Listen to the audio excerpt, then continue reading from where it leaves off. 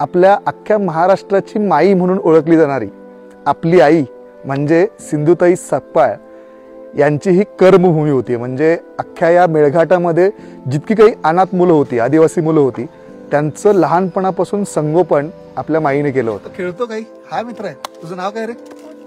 उत्कर्ष। हा तुझा मित्र आहे नक्की? तुम्ही भांडत वगैरे नाही ना कधी? नक्की? वही तर तुला लागलंय ते काय मारामारी केली काय पडलाय कुठे? स्त्री ज्या घरी आहे त्या घरी लक्ष्मी वास करते आणि म्हणून या सगळ्या ह्या लक्ष्मी आता इथं सगळ्या उपस्थित। तुला काय बनायचं संजना?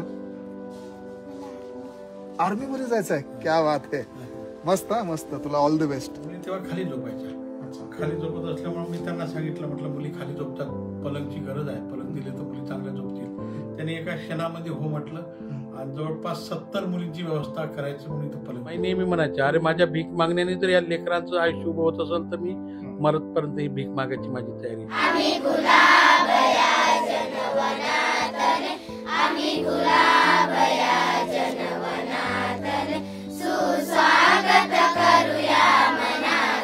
आईंसोबत होतो, एक आंधळी बाई आली आणि अचानक आली भीक मागता मागता मी आईंसोबत असताना, आणि त्या बाईचा माईने फक्त हात पकडला।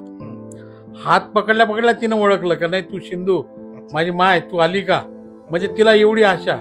आणि माईंची एक सवय होती का जो कोणी अशी भिकारी कोणी जर असा दिसला तर माई कधीच पैसे मोजणार नाही, जेवढे हातात आले तेवढे त्याला देऊन देणार।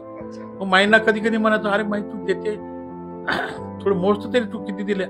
अरे म्हटलं हे काय मोजाचं आहे, हे माझं थोडं आहे, हे लोकांचंच आहे, लोकांसाठीच करते मी, लोकांसाठी देते असं म्हणून माई करायचे।